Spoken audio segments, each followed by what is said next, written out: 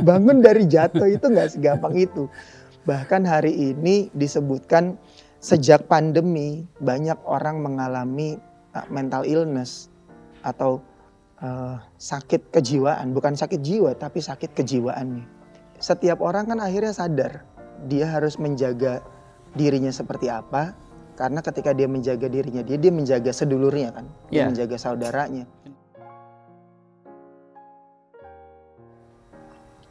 Assalamualaikum warahmatullahi wabarakatuh. Waalaikumsalam warahmatullahi wabarakatuh. Ketemu lagi di channel Saling Berguru bersama saya Faisal Kamal dan masih bareng sama Mas Ili. Halo Mas Ili. Siap. Mas Ili, kita ngelanjutin obrolan yang kali ini tuh aku ngebahas tentang kemarin tuh kita sempat ketemuan sama teman-teman komunitas Mas Ili. Teman-teman komunitas, kemarin ada forum Saling Berguru dihadiri sama lebih dari 120-an pengusaha di komunitas Mas Ili. Itu pun belum semuanya keundang karena volumenya cukup terbatas gitu, karena forum Saling Berguru diisinya sama teman-teman koordinator. Aku ngelihatnya proses belajar dari komunitas itu kan nggak pernah berhenti, jalan terus, tetap di upgrade terus kemampuannya, knowledge-nya. Makanya kemarin itu sesi forum Saling Berguru itu temanya tuh tentang mental jawara. Jadi ngobrol diisi konten sama dua orang, Om Febru sama Mas Berli, bahas tentang mental jawara Mas Eli.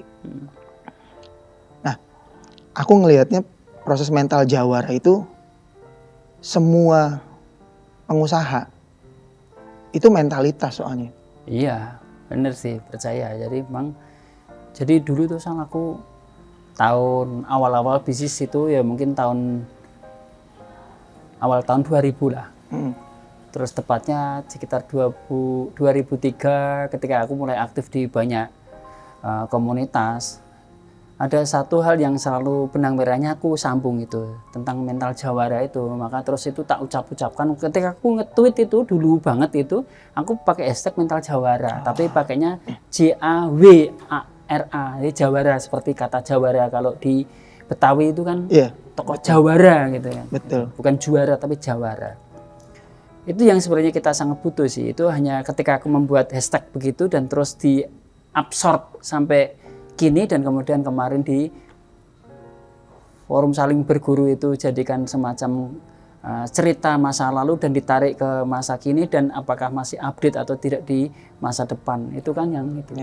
Nah sekarang tuh seperti yang sudah kamu rasakan sendiri ya dalam perjalananmu gabung ke jaringan rumah usaha ketika sekitar selalu yang kita ulang-ulang kan hampir 4 tahun yang lalu dirimu barengan belajar bareng itu.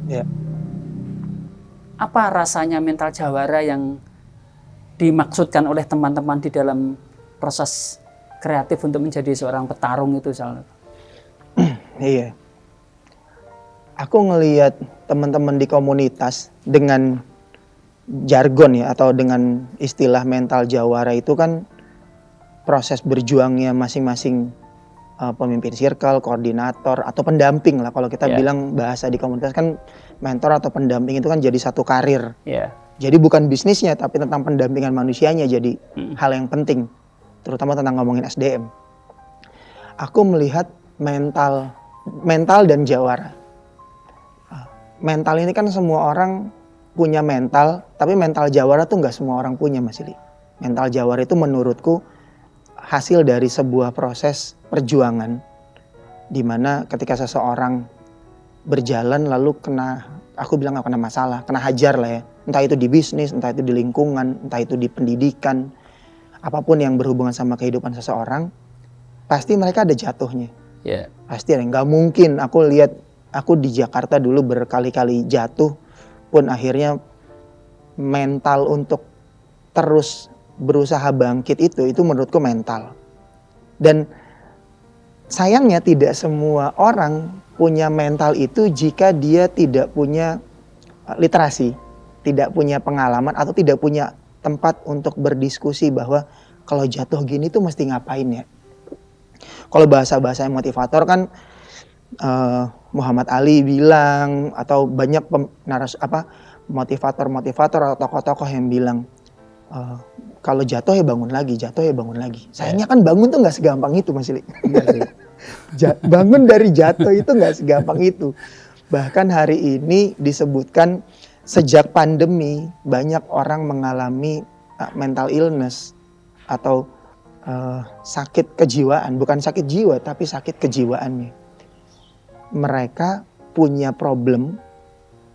Pandemi kan banyak menghajar banyak orang, tapi tidak banyak yang punya kemampuan untuk menjadi jawara atas hidupnya masing-masing aja. Nggak usah berpikir untuk bikin sesuatu yang besar. Jatuh terus bangun itu mesti ada prosesnya. Karena aku masih lihat beberapa temanku ya hari ini masih punya mental buat playing victim. Dan mental jawara itu nggak ada playing victim. Mental jawara pasti pelaku. Nggak bakal pernah mau jadi korban. Nah, di komunitas aku ngerasain banget bahwa ketika di komunitas ada orang yang jatuh, bisnisnya jatuh, tumbang atau kena masalah, pasti dia tahu dia harus nanya sama siapa. Itu fungsinya pendamping banget menurutku di proses bisnis ya. Pendamping akan nanya, bahkan pendamping selalu mencari jalan untuk menyelamatkan. Bahkan Mas Ili atau di komunitas bahasanya JPS-nya itu selalu ada. Jaring pengaman sosialnya. Jaring pengaman sosialnya di komunitas itu tersistem sekali.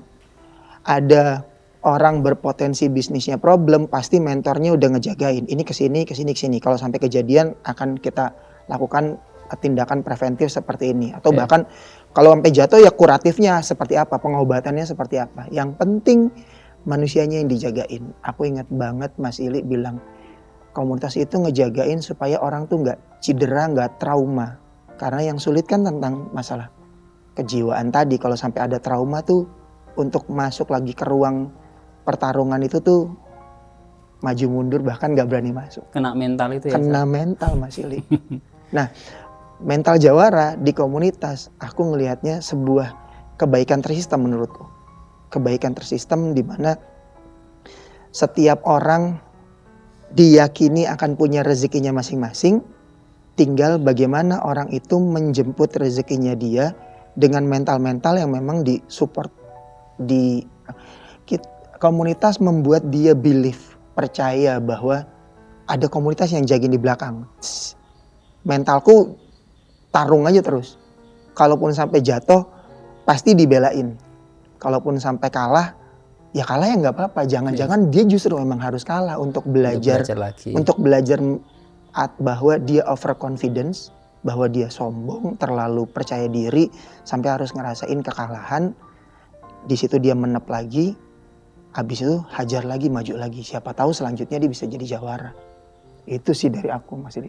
Wow, keren. Dirimu sudah bisa mengambil saripati dari proses ukhuwah kita atau proses duluran kita di jaringan rumah usaha itu, ya sudah keren. Ini kan sudah bisa menjadi bagian dokumentasi perjalananmu sendiri yang kamu definisikan sendiri bahwa ternyata mental jawara itu kan semudah orang mau mengambil sisi mana.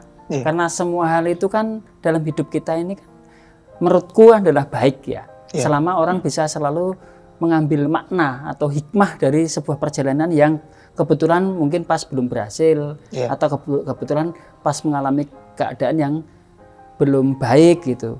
Nah, semua yang kamu tarik tadi itu sudah sangat lebih dari cukup kalau benar-benar itu dilakoni, karena ilmu selalu karena harus dilakukan kan itu. Ya Sal, kalau langsung yang kamu sekarang rasakan atau hadapi itu kan mendampingin anak-anak yang muda-muda itu kan usianya mulai belasan tahun itu toh Sal. Untuk memberitahu pelan-pelan transfer tentang bagaimana mental jawara dia harus serap, itu prakteknya ke anak-anakmu di PT Karir Anak itu biasa. Iya. Karena PT Karir Anak pendampingan sama remaja, entah itu di intensive learning ataupun di integrasi kurikulumnya SMK, kami punya punya cara untuk selalu melakukan mastermind. Oke. Mastermind sebelum kami belajar teknis, biasanya 1 jam pertama kita membahas apa yang selalu jadi update hari ini. Bahkan itu yang jadi bahan kami untuk menguatkan mereka. Karena kami ngingetin mereka, begitu mereka lulus, mereka akan ketemu sama realitas hidup. Kami selalu bilang gitu. Saat ini kan kalau anak-anak ini SMK, mereka bisa berlindung di balik status sebagai anak sekolah. Tapi bayangkan kami ingetin mereka bahwa ketika kalian lulus, kalian nggak punya apa-apa untuk dijadiin tameng lagi. Akan berdiri sendiri. Kalau kalian berhasil, kalian akan punya sesuatu yang bisa kalian banggain. At least kalian dalam sebuah project aja itu jadi satu hal yang membuat mereka sedikit percaya diri lah. Nah, mental itu yang kami bangun sama mereka. Kami ingetin bahwa di luar sana banyak orang-orang yang dianggap jahat yang bisa jadi memangsa mereka secara mentalitas, lingkungan yang tidak suportif. Kami membuat mereka percaya bahwa karena anak itu support system yang akan membantu, minimal pertama bisa membantu mereka lulus tuh bisa langsung punya pekerjaan. Dan kalau cuma sekedar punya pekerjaan, menurut kami di komunitas di Kara Anak bahkan itu terlalu pendek. Terlalu pendek. Kenapa terlalu pendek? Karena hari ini tuh anak-anak Kara Anak itu lulus tuh nggak pakai ijazah soal yang lamarnya. bahkan hari ini dia terakhir ujian kelar, sorenya dia langsung bilang mentornya, "Kak, aku udah selesai sekolah, aku siap buat lanjut tarung lagi di studio."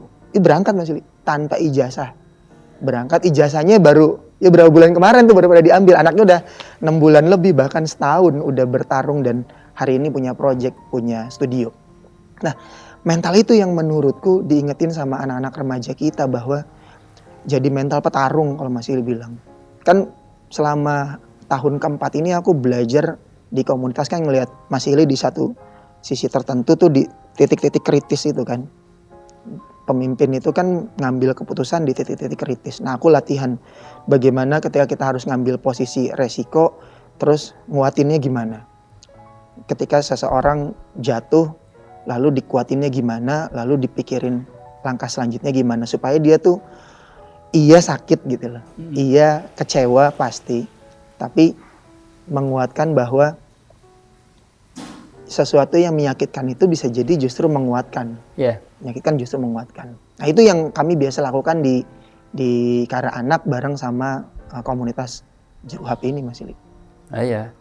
Alhamdulillah ya, dirimu itu proses kreatifmu sendiri itu kan berjalan seiring ketika kamu belajar di dalamnya, tapi juga bisa mengajari orang lain. Keren ya kita ya, alhamdulillah ya. Alhamdulillah. Jadi ya kalau saling berguru itu ya kembalinya kan selalu ingin menselebrasi atas keadaan hari ini toh, kalau orang lain di luar sana ya, maaf ya, mempercayai kata VUCA itu. Oh iya, VUCA itu.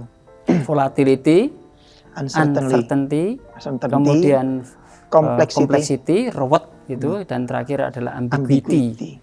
Jadi ini adalah volatilitas, itu adalah sesuatu yang tidak volatil. Ekstrim gerakan. Ya, naik dan turun dan sebagainya. Bergejolak ya. Kemudian uncertainty itu adalah sesuatu yang tidak pasti. Kemudian complexity itu kita sebut sebagai yang paling mudah adalah ruwet. Terlalu banyak gitu, yang kadang bisa menjadi orang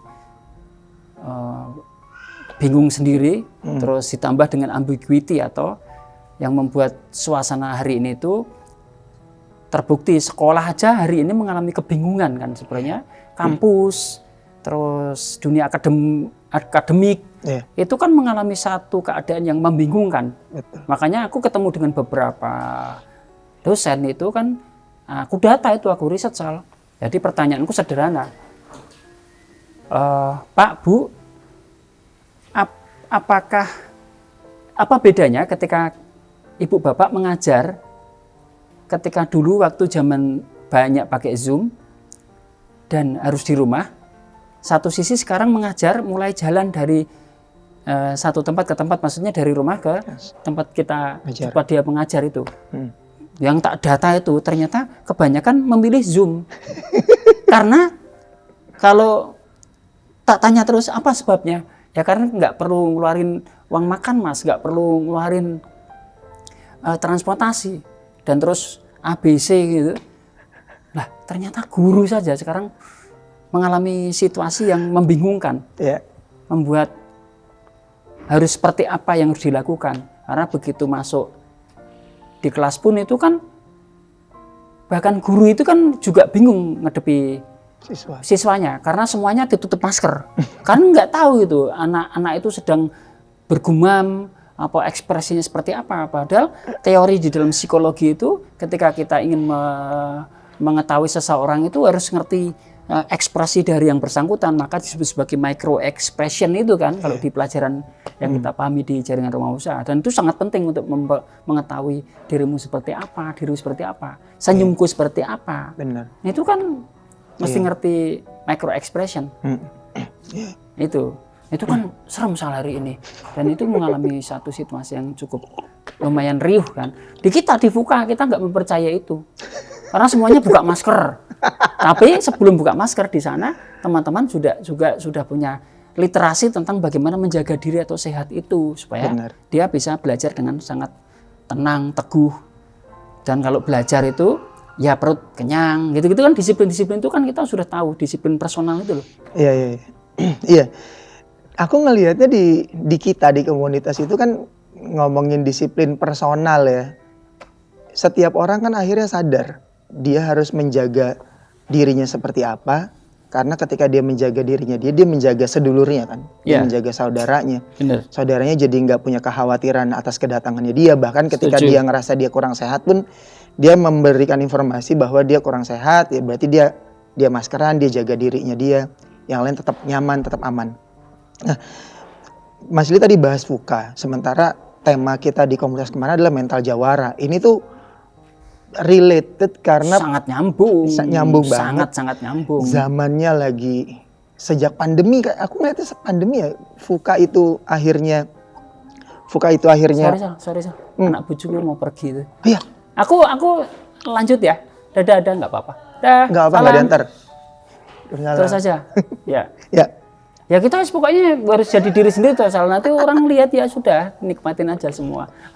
Nggak apa-apa. Sorry ya Sal. Nggak apa-apa, santai. Ya, ngelanjutin tentang FUKA dan mental jawara Mas Li.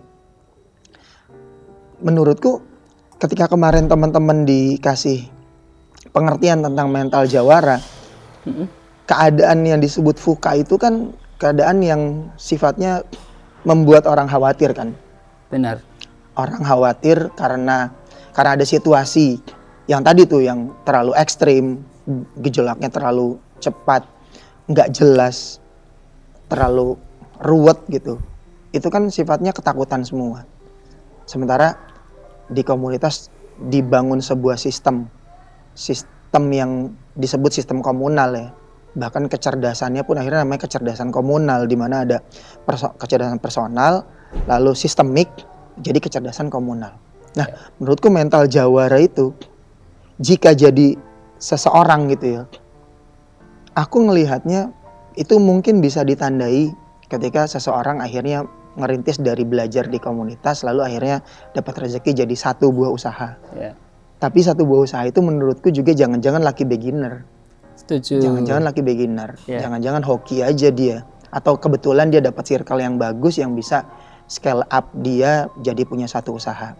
Tapi kan mental jawara kan perlu dibuktikan pada proses selanjutnya. Apakah dia mampu beneran bisa punya bisnis kedua, ketiga, bahkan ke beberapa, bahkan dia mimpin sebuah circle-nya berjuang lagi dan circle-nya jadi lagi. Kalau aku ngelihatnya prosesnya kayak Mas Ili ngomong, bukan cuma jadi bisnisnya personalnya dia, tapi jadi bisnis anaknya, bisnis cucu bisnisnya. Kalau itu jadi bener, menurutku mental jawaranya beneran. Jadi menurut Mas Ili gimana? Ya pada akhirnya benar, ketika seseorang memulai bisnis dan kemudian saat memulai bisnis itu kemudian berhasil, itu kan bukan menjadi bukti ketahanan ya. Makanya bukti ketahanan itu atau sustainability itu harus dibuktikan bahwa keberhasilan seseorang itu yang kita selalu sampaikan adalah jangan sampai up dan down, dan up.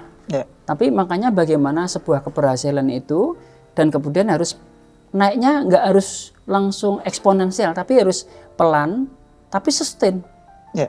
Nah, adanya komunitas yang kita bangun itu adalah menjaga anak-anak kita itu ketika sudah mulai mendapatkan kebaikannya atau suksesnya di dalam bisnisnya awal itu, yang kemudian kita selalu menyampaikan kecerdasan kedaya tahanan yang diperlukan kemudian adalah bagaimana sustainability atau keberlanjutan dari sistem usaha yang berhasil itu kan harus terus disyukuri, tapi dengan cara bagaimana. Makanya bisnisnya kan harus tetap sustain. Dan metodologi berpikir yang seperti ini itu sangat tentu akan sangat sulit kalau sendirian, karena rata-rata teman-teman pengusaha dimanapun, sama juga yang pernah aku alami, ya kamu ngalamin juga. Ketika naik level sedikit saja, penghasilan sedikit langsung bagus saja, yang berubah itu bukan yang lain kecuali keinginan yang bersangkutan. Ketika mulai dapat rezeki banyak, keinginannya berubah.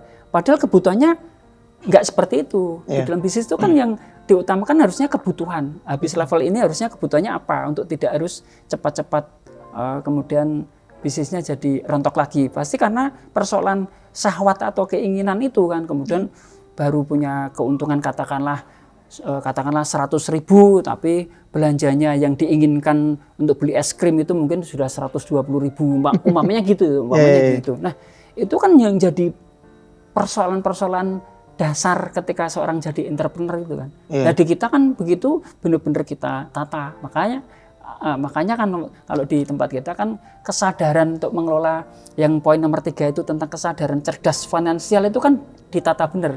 Pertama adalah produksi, kedua marketing. Nah, kecerdasan yang paling sulit itu bukan produksi dan marketing, karena produksi dan marketing di hari ini begitu sangat mudah. Kenapa? Karena informasi itu menyediakan semua untuk bisa punya produksi atau menjual sesuatu atau jasa itu sangat mudah hari ini. Cari aja di Google, di searching tuh gampang jualnya. Kedua adalah ketika kita marketing kan gampang menjual sekarang itu, nggak perlu ketemu muka. Kita promote aja, hajar terus habis-habisan di sosial media. Itu dua hal itu kan hari ini siapapun bisa. Tapi begitu ngomongin soal finansial, kecerdasan finansial yang harus bertahan untung 100 yang harus dibelanjakan kurang dari 50, anak-anak kita kan mungkin belum siap. Nah, disinilah perlunya kita menemani mereka misalnya. Hari ini tuh loh, yang hari ini kan alhamdulillah di bisnismu itu kan di PT Karenan punya kas yang sangat baik. Terus beberapa bisnis kemudian yang lain itu kan juga punya kas yang dipertahankan. Demi apa? Demi untuk kalau tiba-tiba jatuh, marketingnya pas nggak bagus, produksinya pas kebetulan anaknya yang produksi pas banyak masalah atau sakit dan sebagainya. Disitulah akhirnya peran kita sebagai teman-teman di jaringan rumah usaha, kegotong royongannya yang kita optimalkan, mengingatkan tentang kecerdasan finansial. Terakhir adalah yang paling berat adalah tentu SDM, sumber daya manusia. Sebelum bisa ngurusin orang lain kan nomor 1 harus bisa ngurusi diri sendiri dulu.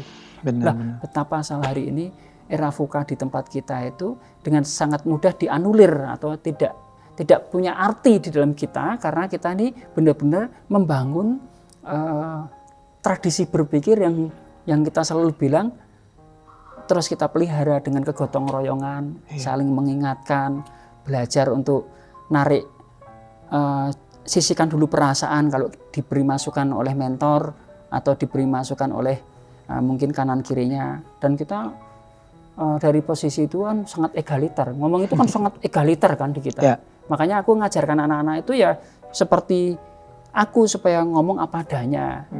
Berarti kan orang lain itu sekarang ini kalau di jaringan rumah usaha kan ya nggak jauh seperti saya. Jadi kamu dibilang, oh Faisal sekarang galak. Kan gitu ya. Iya. Kan orang lain tuh ya anak-anak muda yang datang kepada dirimu, mulai. Faisal itu sekarang galak. Aku sekarang kan sudah banyak senyum gini soalnya.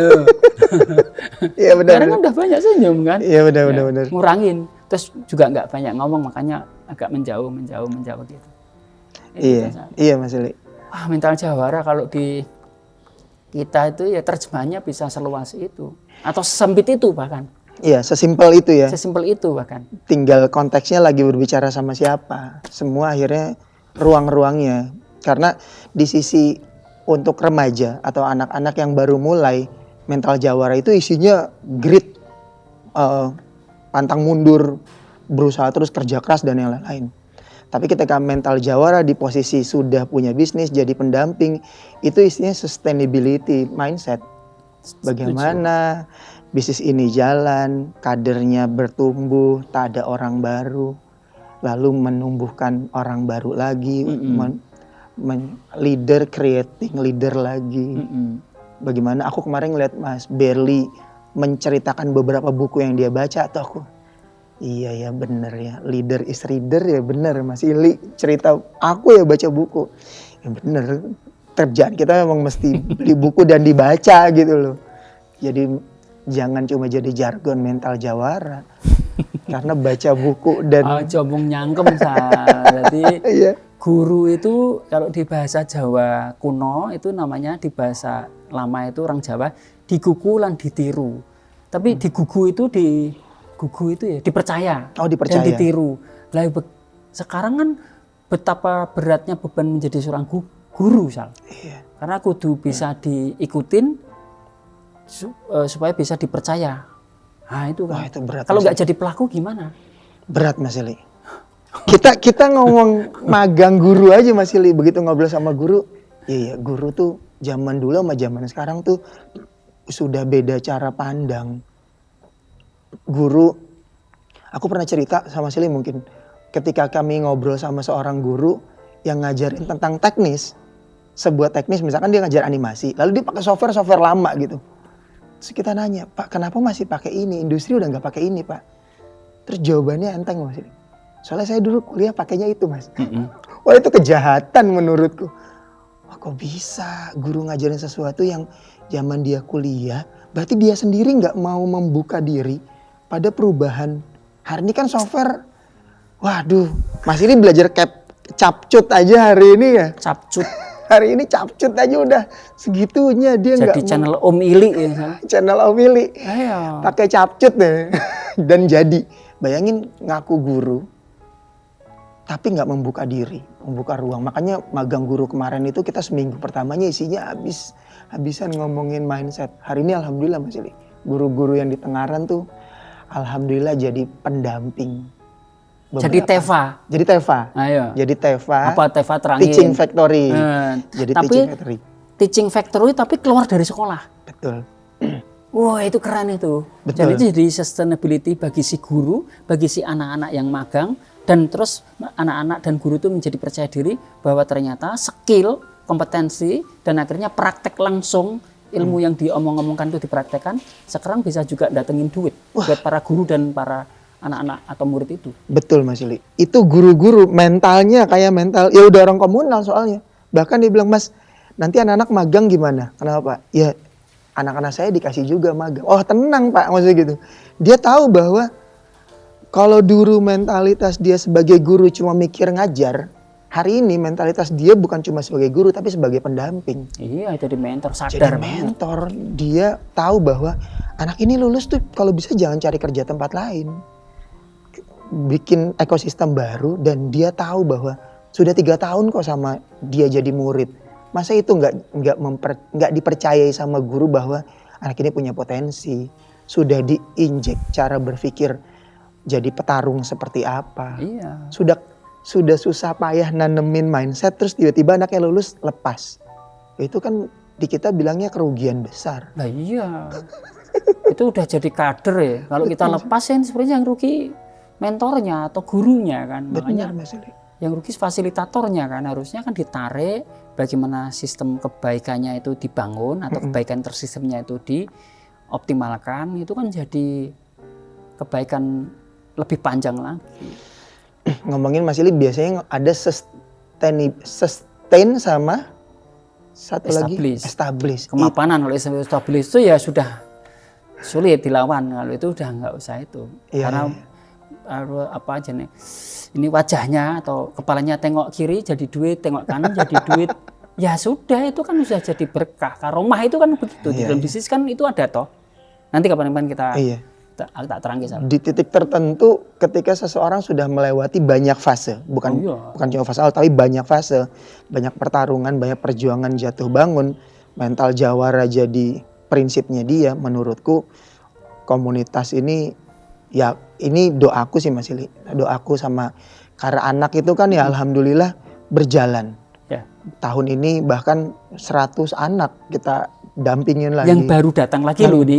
Yang datang ini 100 anak dengan proses yang akan kita coba lagi. Pertarungannya temanya pasti sama. Membangun kompetensi di remaja. Tapi ada situasi yang berbeda karena remaja ini pasca pandemi. Dimana sebetulnya kalau sekolahan menganggapnya ini kesulitan, kita menganggap justru mereka itu terlatih dengan digital mindset selama 2 tahun terakhir. Wah, ini menurutku akan jadi pertarungan yang bagus dengan tema mental jawara, tapi di komunitas punya cara dan kita masukin itu ke anak-anak SMK. Aku ya minta doa sama Mas Ili, pasti minta support dari komunitas juga.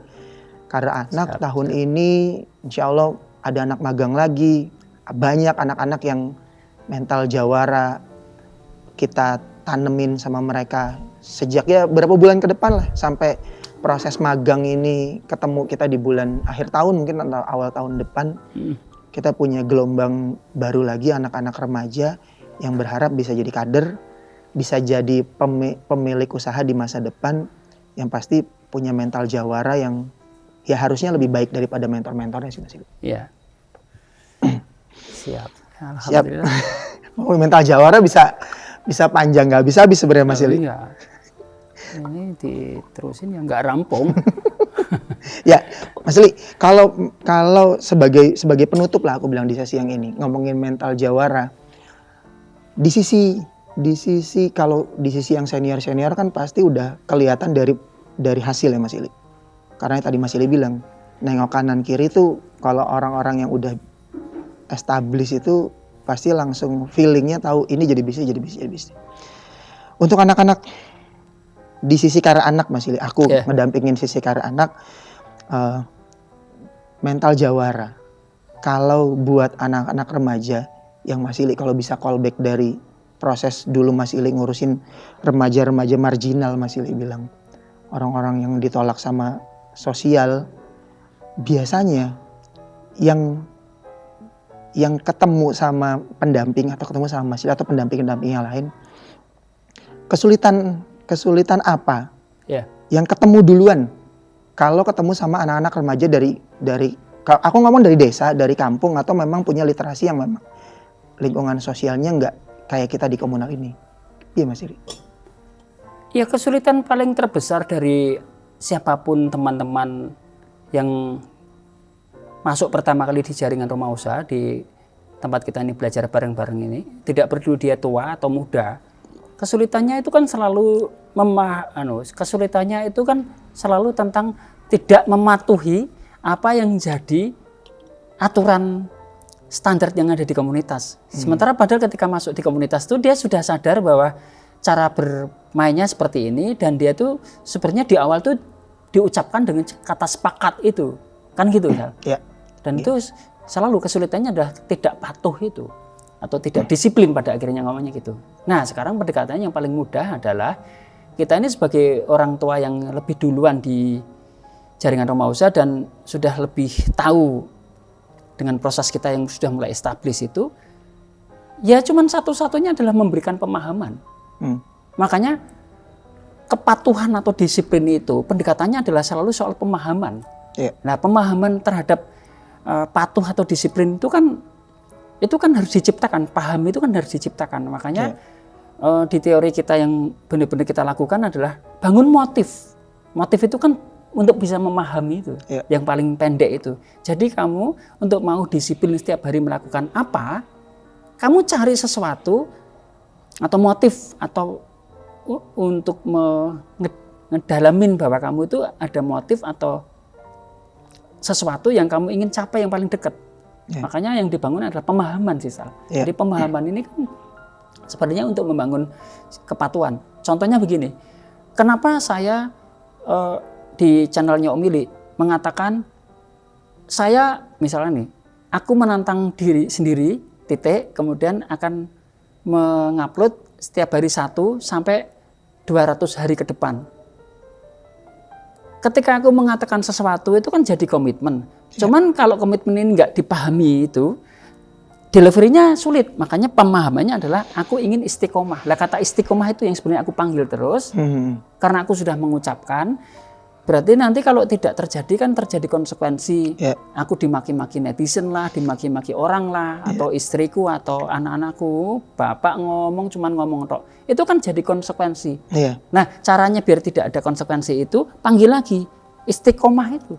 Jadi akhirnya sebuah proses bagi anak-anak kita di mental jawara buat anak-anak itu, sulitnya itu sebenarnya nggak ada masalah. Karena itu pintu bagus buat mereka untuk tahu lebih dalam. Maka mentor atau fasilitator atau kita para guru itu menerangkan pelan-pelan untuk bisa ngerti itu bangun motif itu seperti apa, untuk lebih dalam paham seperti apa. Masih kurang paham yang di sisi permukaan, didalamin lagi pemahamannya yang lebih dalam. Misalkan gini, ini untuk merevisi generasi orang tuamu, yang orang tuamu adalah apa gitu, yang rendah ya maksudnya. Terus yang berikutnya adalah selain paham, dicarikan pemantiknya atau pembandingnya. Makanya benchmark itu jadi penting. Maka bangun motif dan ada benchmark. Yang benchmark itu selalu ukurannya kan sama Sal. Benchmark itu penting buat hidup kita, karena kita itu bisa membuat target berikutnya, karena melihat orang lain, yang kita sebut sebagai fastabikul khairat itu, jadi berlomba-lomba dalam kebaikan itu. Aku tegaskan, berlomba-lomba dalam kebaikan itu, kalau kita bisa menyalip orang yang lebih baik itu, yang lebih baik itu nggak kalah loh. Benar. Benar kan? Benar. Itu sering orang salah persepsi, yang namanya berlomba-lomba dalam kebaikan itu ada yang kalah, nggak ada. Di jaringan remaja, semua orang berlomba-lomba dalam kebaikan. Kalau ada yang lebih baik itu yang tadi disalib itu kan tetap baik. Baik, betul. Itu Sal. Siap, lengkap banget. Alhamdulillah senang dapat penutup yang powerful di sesi mental jawara ini. Mas Ili, makasih banyak ya. Terima kasih Sal. Semangat terus channel Om Ili-nya. Teman-teman gaskan channel Om Ili supaya kita tungguin juga ya. Kita tantangannya Mas Ili yang Mas Ili kasih sama Mas Ili sendiri, kita lihat seperti apa. Kita doain prosesnya lancar, berhasil, jadi sebuah achievement juga buat Mas Ili. Amin, amin. Terima kasih banyak Mas Ili. Makasih, sampai ketemu lagi. Teman-teman terima kasih masih terus bareng sama kami. Kita ketemu di kesempatan yang selanjutnya. Tetap di Saling Berguru. Assalamualaikum warahmatullahi wabarakatuh. Assalamualaikum warahmatullahi wabarakatuh.